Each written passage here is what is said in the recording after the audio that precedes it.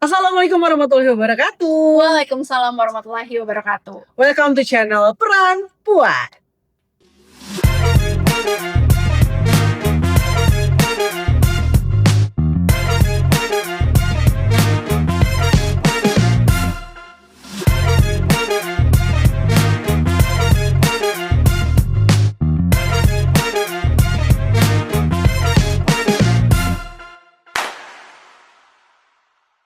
Pembicara kita kali ini adalah Teriani Susmiati, seorang perempuan hebat yang datang merantau ke ibu kota dan berhasil menjadi miliarder di Jakarta. Beliau adalah pebisnis sukses di industri asuransi dan merupakan pemilik kantor syariah nomor 1 nasional di Prudential Indonesia. Beliau tiap tahunnya juga selalu mendapatkan prestasi di tingkat nasional dan internasional. Bahkan pernah meraih Best of the Best Syariah Agent dari seluruh perusahaan asuransi di Indonesia.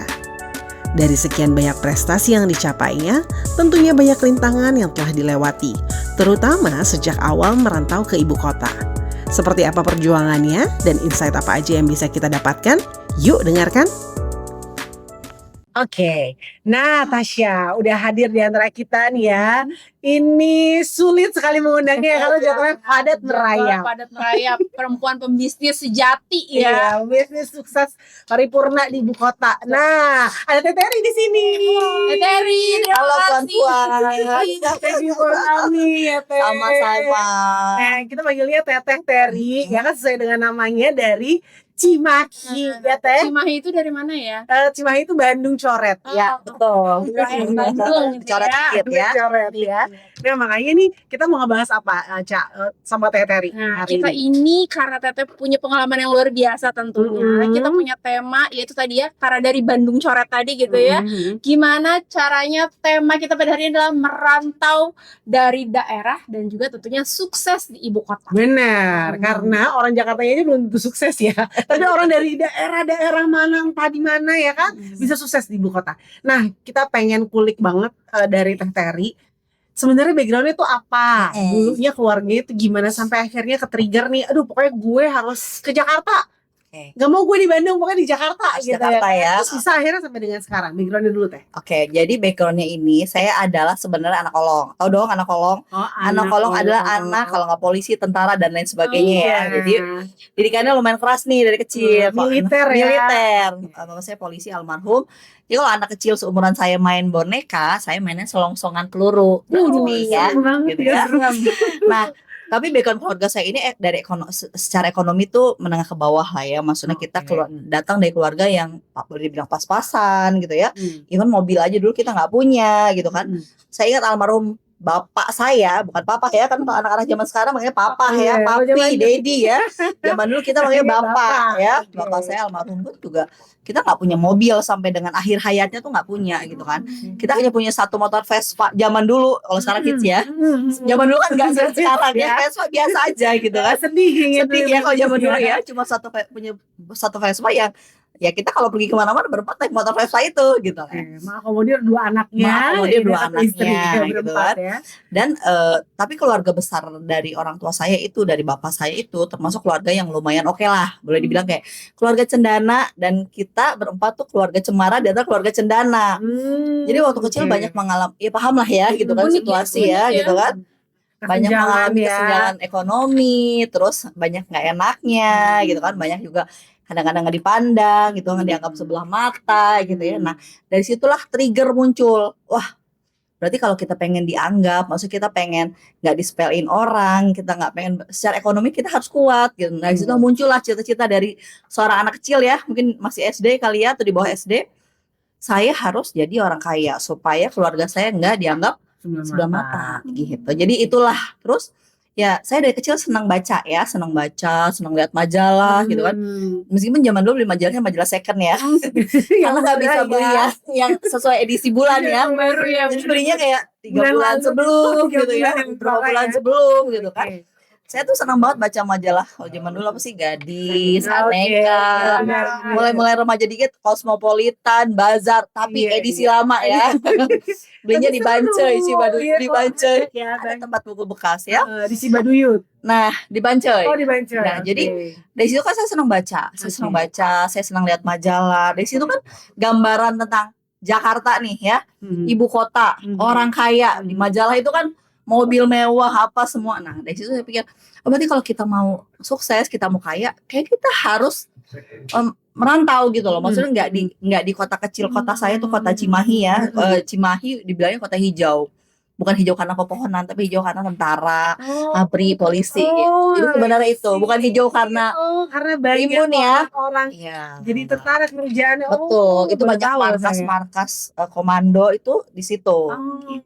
Jadi backgroundnya tuh itu sebenarnya dia keluarga menengah ke bawah yang punya cita-cita jadi orang kaya. Akhirnya ya nanti ada satu trigger di mana saya ini kan dari kecil sampai gede di Bandung ya, di Cimahi ya. Alhamdulillah perjalanan sekolah meskipun keluarga cemara, tapi saya anaknya senang belajar, senang baca gitu ya. Alhamdulillah sekolah lancar. Pinter nih. Nggak pinter-pinter juga sih. Alhamdulillah mungkin berkat doa ibu saya ya, gitu kan. Iya. Ya saya sebenarnya cita-cita nggak mau gimana-gimana ya, maksudnya saya pengen bisa jahit dulu tuh awalnya. Oke, ini passionnya nih. Iya, jadi setelah lulus SMA tuh saya sebenarnya nggak mau kuliah sebenarnya. Males ya, maksudnya kayak aduh saya pengen kerja aja cari uang. Kebetulan ada keluarga dari ibu saya, dia tuh bisa jahit dan dia bisa punya penghasilan sendiri itu. Nah, saya kayaknya enak juga ya kalau bisa jahit ya, bisa punya uang nih gitu kan. Minimal dapat penghasilan. Nah, saya itu kursus jahit. Jadi membuat nggak semangat ikut UMPTN. Jadi formalitas aja lah. Ternyata alhamdulillahnya saya ikut UMPTN karena dipaksa sama ibu saya dan lulus. Padahal gak niat ya. Nggak belajar. Itu pun dibanguninnya gini, bangun, kenapa mah? Kamu lulus UMPTN nih, lihat nama kamu ada di koran. Oh ya udah, alhamdulillah tidur lagi ya. Makanya nangis sujud syukur ya saya. Alhamdulillah tidur lagi. Padahal anak zaman sekarang gitu ya, sampai nangis sujud syukur. Sampai les ya kan sekarang. Kita dulu nggak pakai les ya. Nah, ada satu teman kuliah saya waktu itu di Unpad.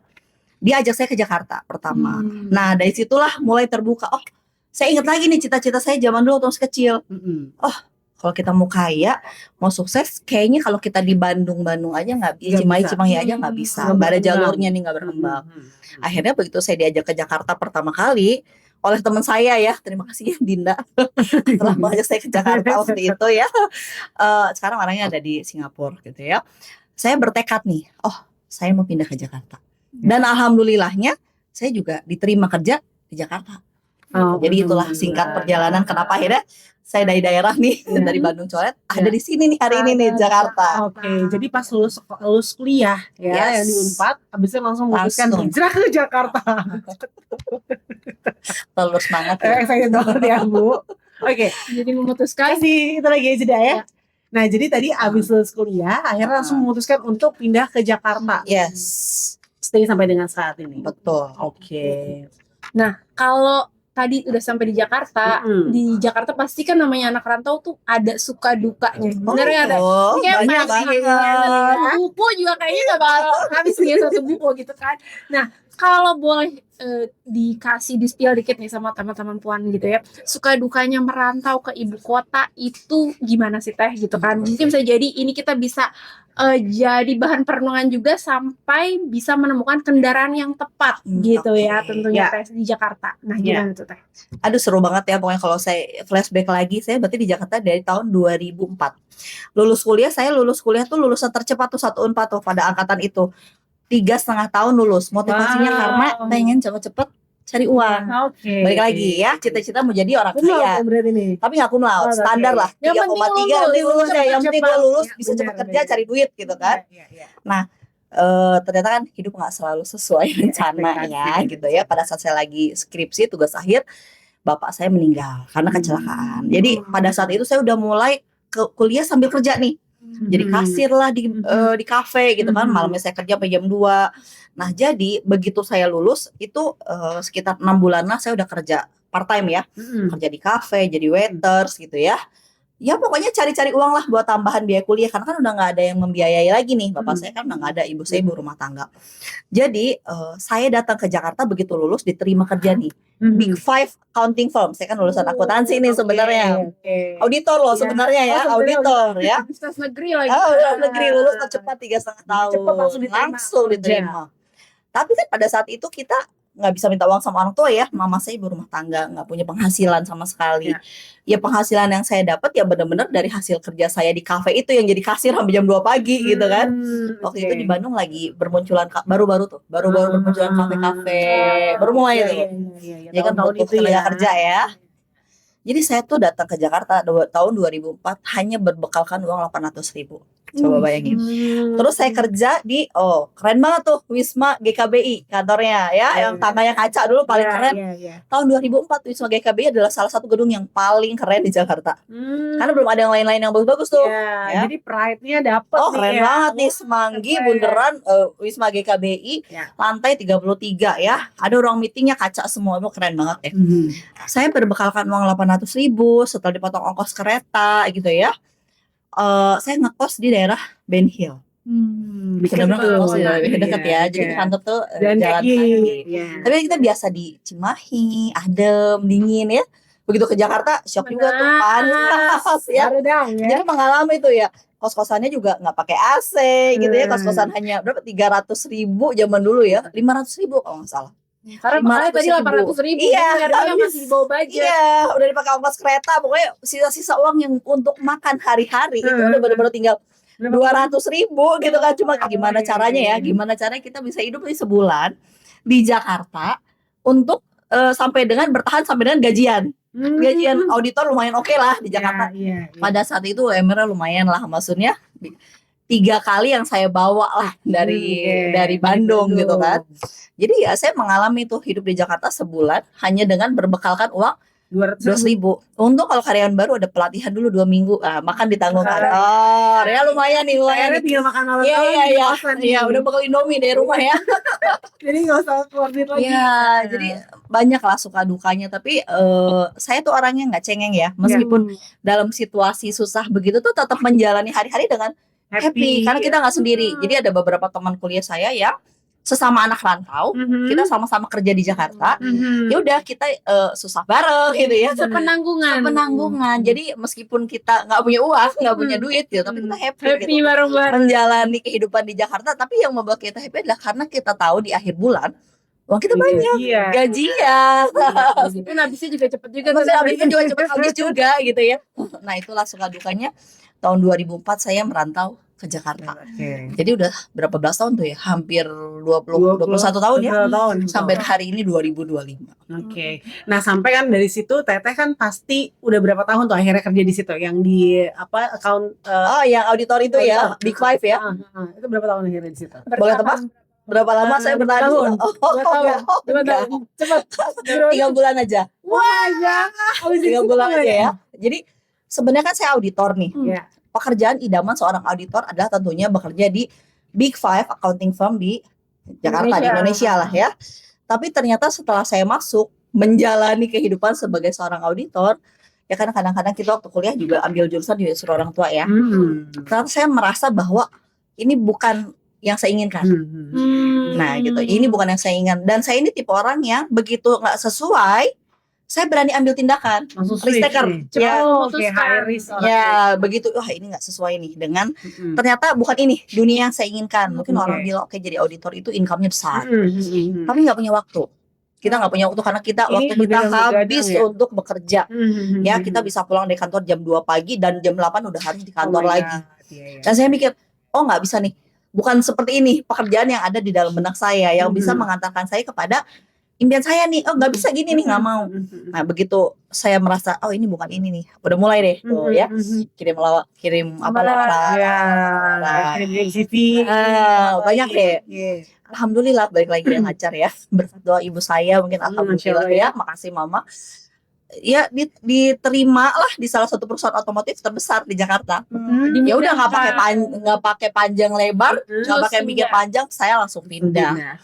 Jadi manajemen trainee di sana. Awalnya itu ya. Awalnya itu, terus pindahlah dari Semanggi, pindahlah ke Sunter nan jauh di sana. Oh, iya kantornya yang di Sunter. Terus itu juga di sana juga banyak suka dukanya juga. Mhm. Dengan berbekalkan gaji yang nggak gede juga lah. Hmm. Sebenarnya perbedaan gaji nggak terlalu tinggi, cuma saya melihat bahwa pekerjaan ini mungkin sesuai dengan keinginan dan passion saya ya. Kayak waktunya masih manusiawi kayaknya Iya. ya. Dan struggle juga gitu. Mhm. Saya cari kos-kosan waktu itu di daerah namanya Sunter Hijau. Itu ruko yang Mhm. depannya tuh pabrik. Oh my god. Itu Udah 6 sih, lantai Mhm. dan nggak ada lift. Dan Wah, tentu saja supaya lebih murah ambil yang paling atas. ya. Jadi kayak gitu. Jadi setiap hari lantai 6 naik turun tuh depannya. Dan di Sunter itu zaman dulu nggak ada ojek motor. Kalau jalan jauh jadinya ojek sepeda. Oh my god. Belum ada Kalian nggak ngalamin kan ke kantor naik ojek sepeda? Nah itu saya ngalamin. Pas yang lain kan belum ada juga. Nggak ada zaman Maksudnya ojek dulu. sepeda gue tuh gak pernah lihat sih kalau di Jakarta Selatan ya. Di Jakarta Utara ada ya. Ada ojek sepeda. Jadi saya ke kantor tuh naik ojek sepeda setiap hari, udah langganan sama ojeknya. Sempat pernah jatuh juga gitu kan dari ojek sepeda, gubrak gitu ya.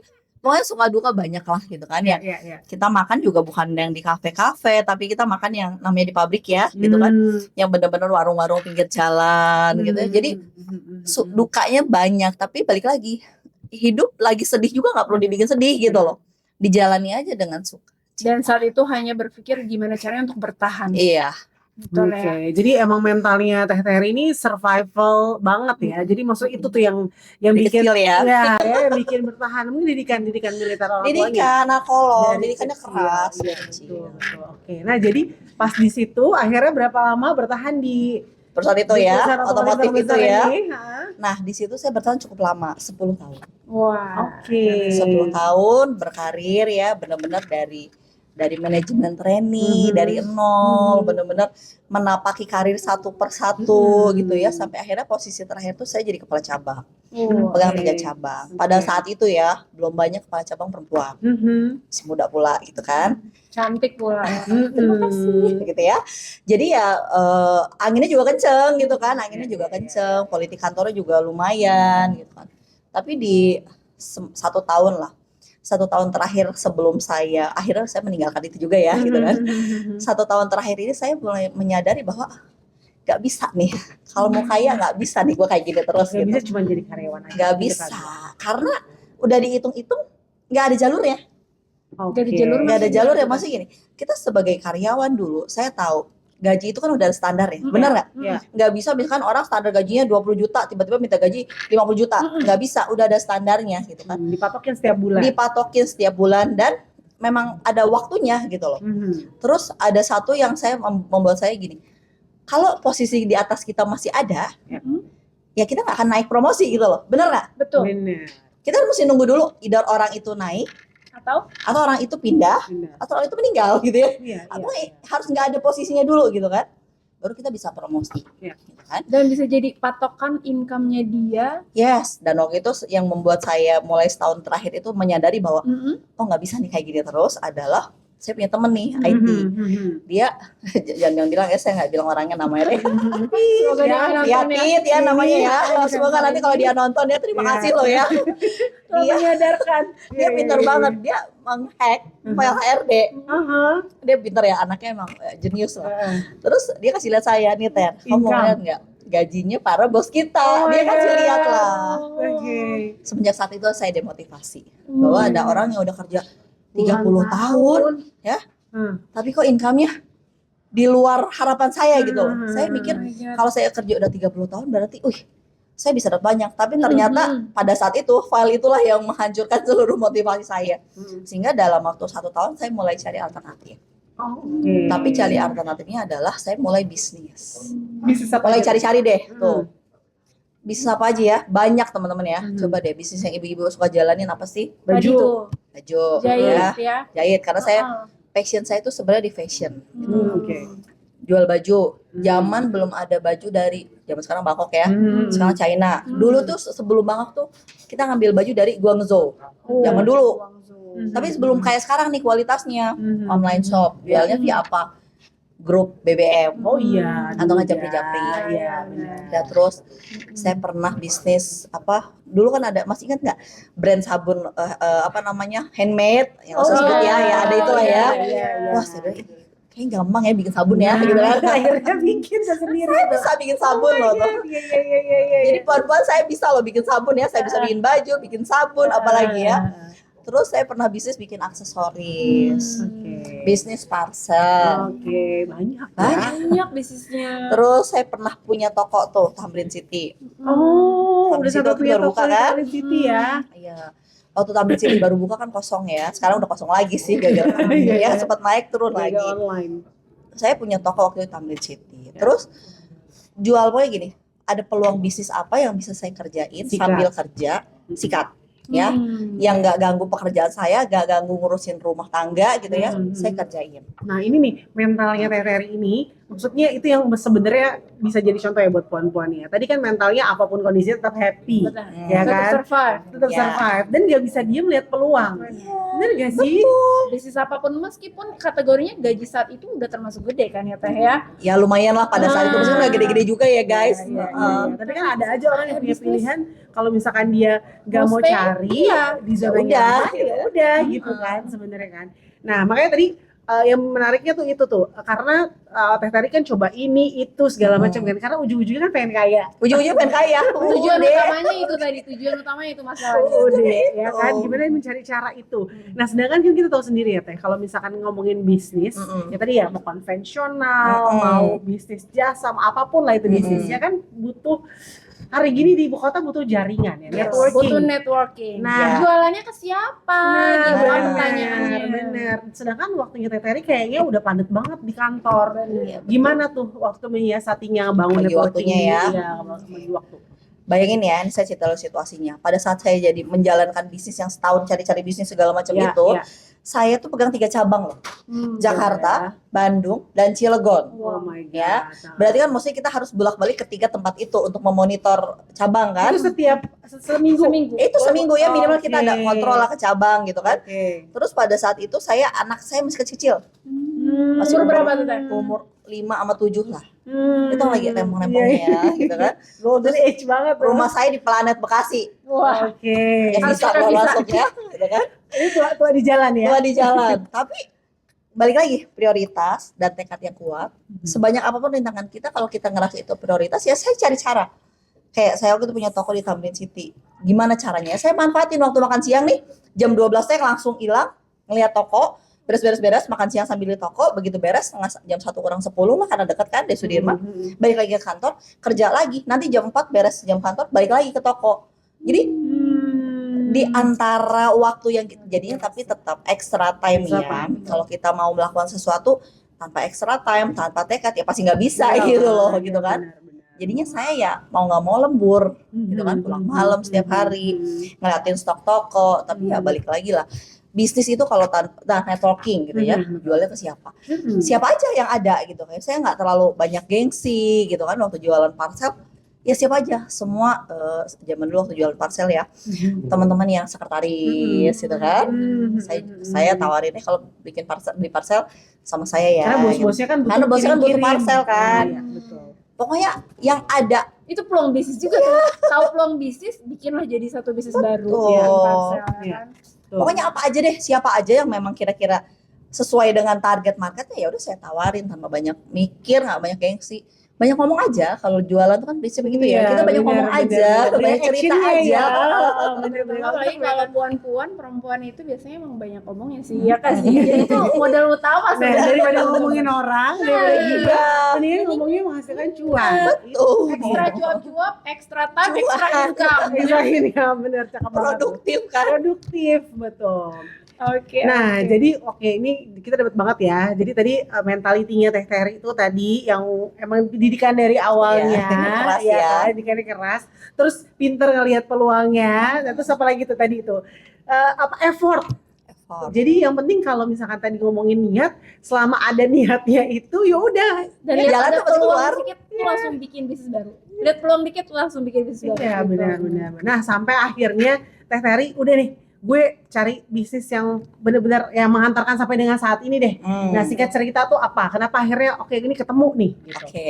Jadi kan selama 1 tahun terakhir saya jadi karyawan itu, saya udah sadar bahwa nggak bisa nih kalau kita mau kaya, ibaratnya lah ya, kita mau dapat income lebih, nggak bisa cuma sekedar jadi karyawan. Ya. Saya cari sampingan bisnis ini itu.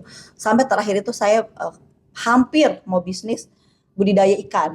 Budidaya ikan apa teh? Budidaya ikan unagi ya. Apa yang dilihat peluangnya dari situ tuh, ya. Jadi saya kan orangnya senang ketemu orang ya, maksudnya emang jiwa marketing dari dasar, dari dalamnya ya gitu. Jadi ketemu orang saya senang ngobrol, orang cerita peluang apapun saya dengerin gitu loh.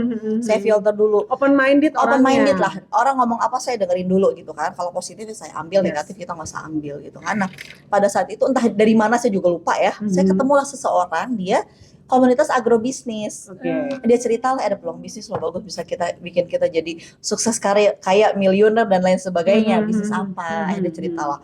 Kita ada komunitasnya, bisnis budidaya ikan unagi. Pada saat itu kan restoran Jepang juga belum banyak. 2014, 2013 lah.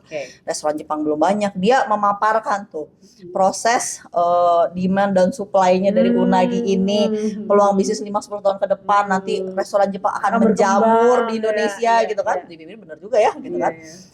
Sampai saya ikut kursusnya 6 bulan di Bogor. Ya, jadi serius banget ya. Saya tuh kalau mau bisnis sesuatu, saya belajar dulu, bikin parcel aja saya kursus dulu. Jadi kursus dulu 6 bulan. Nggak main-main. Iya, jadi ada ilmunya. Iya, emang harus itu kalau bisnis harus serius, harus niat. Iya, Jadi saya kursus dulu 6 bulan, nggak 6 bulan stay di sana ya. Maksudnya selama 6 bulan kita ada beberapa pertemuan, membahas bagaimana pH air lah, menghandle ikan lah segala macam lah. Pokoknya udah benar-benar oke deh. Kan kalau kita waktu di perusahaan di kantor saya itu dapat bonus ya, bonus tahunan. Nah, bonus tahunan saya itu biasa saya jadiin bisnis tuh. Kan lumayan angkanya ya. Meskipun semua bonus itu nggak pernah ada yang balik ya, selalu berhasil. Berapa kali gaji gitu lah ya. Iya, selalu berakhir dengan melayang gitu ya. Boncos ya. Alias bangkrut ya.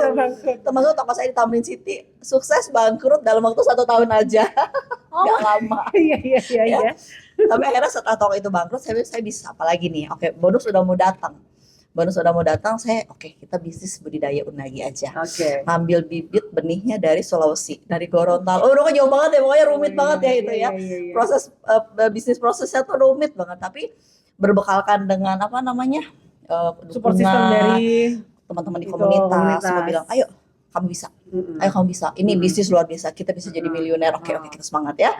Sampai akhirnya menjelang saya udah survei cari tanah, udah persiapan udah 90% lah, tinggal bayar nih.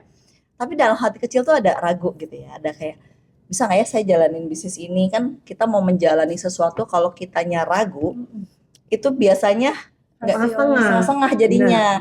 Nah di situ saya mikir ulang, akhirnya saya putuskan nggak jadi, nggak melanjutkan. Karena ini apa namanya tadi belum kuat tekadnya. Belum kuat sebenarnya tekadnya gitu kan. Jadi ya akhirnya setelah saya berbisnis nggak jadi nih, batal bisnis budidaya unagi itu, bertemulah saya satu peluang bisnis ya. Teman saya ceritain suatu peluang bisnis, saya pikir nothing tulus nih gitu kan. Saya kan terbuka ya terhadap peluang. Ya udah deh, boleh kita coba ya. Waktu itu saya berbisnis di industri asuransi syariah gitu kan. Nah waktu itu teman saya cerita peluang bisnisnya seperti apa, saya pikir ya nothing tulus, ya kita coba aja deh gitu. Karena nggak harus pakai modal, nggak harus pakai apa, jadi ya udah saya coba aja. Nah ini yang nanti akan kita bahas di part yang kedua. Benar. Tentang Ini menarik bisnis banget. yang tanpa modal tadi nih kan, seru kan? Karena di awal bisnisnya semua pakai modal. Benar. Karena justru itu yang menghantarkan Teh Terry sampai dengan saat ini. Benar. Ya kan tadi kita bilang sukses di ibu kota ya, itu bahkan kita kulik-kulik lagi. Oke, nah terakhir nih Teh Terry. Jadi kan yang nonton-nonton kita ini kan pasti juga banyak puan-puan yang pertama dia berada tanpa mungkin dia sadari dia ada di zona nyaman. Even dia ada memang bukan sebagai perantau ya, tapi dia mungkin sebagai karyawan 9 to 5 atau sebagai ibu rumah tangga, tapi zona nyaman, karena zona nyaman itu juga bahkan gak nyaman ya, tapi dibilang zona nyaman, nggak ke-trigger gitu untuk keluar dari zona nyaman. Atau mungkin literally kayak Teh Terry yang emang dia merantau, atau mungkin baru merantau, atau mungkin juga terniat Niat untuk merantau. Nah, cuman satu pesan aja buat puan-puan di luar sana yang seperti tadi aku bilang, apa tipsnya atau quotes-nya biar mereka oke nih, bismillah nih, gue mau keluar dari zona nyaman, gue mau nih perantau cus gitu. Jadi teman-teman ya, puan-puan ya, sebagai perempuan kan kita pasti banyak maunya, benar nggak? Setuju. Saya adalah perempuan yang banyak maunya. Iya. Tapi saya sadar juga bahwa kalau kita banyak maunya, tanda kita kerjanya juga harus banyak, ya. Karena kita bukan terlahir dari keluarga bakri gitu ya, gitu kan? Yang bukan keluarga pewaris, tapi bukan kita keluarga pewaris, ya. perintis gitu kan. So kalau kita puan-puan yang memang kita banyak impian, cobalah dipikirin, pilih satu impian yang benar-benar kalian pengen wujudin, ya, dan berani ngambil langkah, prioritaskan, dan benar-benar mau kerja, pasti kalian bisa dapat kok apa yang kalian pengen gitu. Saya sih berbekal dari pengalaman saya aja gitu ya.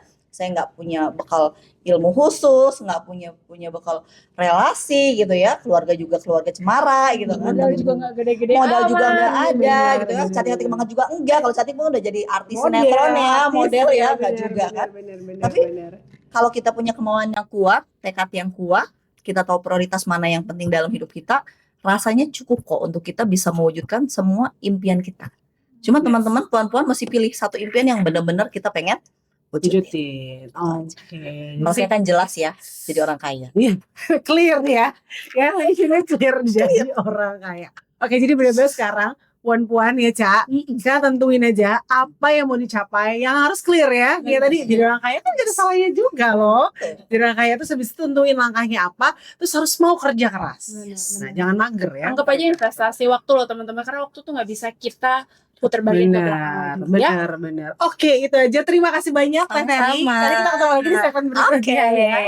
Mudah-mudahan ini perbincangan kita bermanfaat buat puan-puan semua ya. Karena apapun yang kita bicarakan, apapun yang puan-puan dengar, kalau nggak dilakukan, Ya, kalau sama nggak action, juga, sama aja juga, bohong apa ya? Dan sekedar wacana ya. Oke, terima kasih Teh Ferry. Sama-sama. Kita ketemu lagi ya. Assalamualaikum warahmatullahi wabarakatuh. Waalaikumsalam warahmatullahi Jangan lupa like, comment, subscribe, dan share jika konten ini bermanfaat. Dadah!